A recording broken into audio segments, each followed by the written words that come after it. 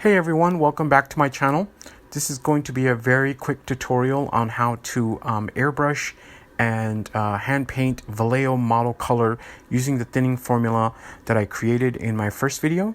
For this example, I'm going to use Vallejo Model Color Orange here, and using the thinning solution that I created. Again, if you want to see this thinning solution, go to my first video and it's there. So the first thing is I always mix my paints. And what I didn't show you guys off camera is that I mixed it using a vortex, which I'm gonna bring out right now. But vortex is the best way to mix paint. If you can, they are now very readily available. So for example, this vortex is what I use.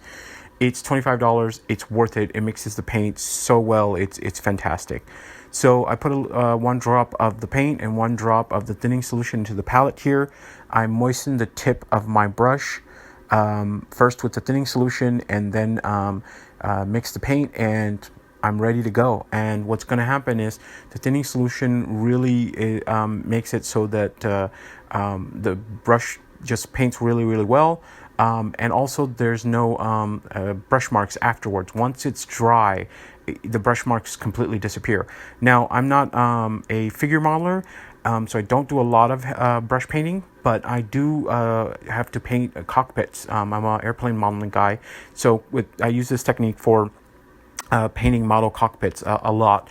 And I also use this technique to fix any errors I make when I'm finished with the model. So for example, an area where I bump it against a table or something and paint is lost. I can't, bring out the airbrush and paint that entire area. So I just have to touch up using a brush. And this really works well because the brush marks disappear and it just blends in. So this is really good for, the thinning solution is really good for brush painting, for cockpits, and for, touch-ups that you might need. So as you can see, it's going down really smoothly, really nicely, no issues whatsoever. And it's just, it's going to dry to a nice, beautiful finish.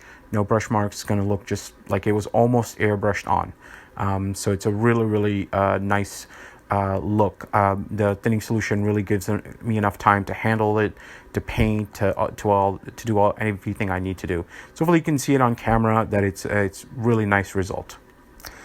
Okay, so airbrushing Vallejo Model Color. Vallejo Model Color is not formulated for airbrushing, so you have to thin it a lot. And what I found is the best ratio is 8 drops of thinner to 2 drops of paint. And this seems a lot, I understand that, but again, Vallejo Model Color is not designed for airbrushing. It's for brush painting, so it's really thick paint. But these 2 drops of paint are going to go really a long distance here.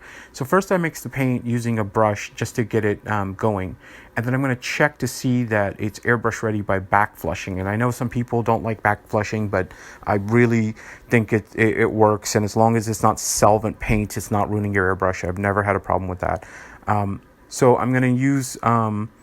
I'm using 20 psi, and I'm going to back flush using the harder Steinbeck nozzle tool here, and I'm looking for those kind of bubbles right there. And now I know that it's thinned enough for airbrushing. And I should mention here, depending on the kind of airbrush you use, you need to play with the air pressure, because some airbrushes they use a lot of pressure, some don't need a lot. So play around with your air pressure to see what works best for you. 20 psi for the Badger works really well. So as you can see there, the paint is flowing really nicely. It's a 2.2 millimeter needle, so it's not going to be a lot of paint coming out of there. And if you notice, I'm not 6 inches away. Some people recommend being about 6 inches away from your model. I don't agree with that at all. I want my paint to go on wet, especially if it's a tiny nozzle setup. I need to be closer. So I'm about maybe 5 centimeters away from the piece, and you can see the paint is going on well. By the way, that squirt I did just to show you how wet the paint is, and mistakes like that can be easily covered up because the paint is so wet that it's going to just blend it in and smooth it out. So don't worry about mistakes, but you want to keep the airbrush moving the entire time and just get as much coverage. And you can choose how you want the paint to look. Do you really want it to be a orange, or do you want it to be a light orange? But as you can see, with 2 drops, I've gotten that result, and you can see the paint dried on the wheel. So hopefully this helps, and now you can airbrush Vallejo Model Color.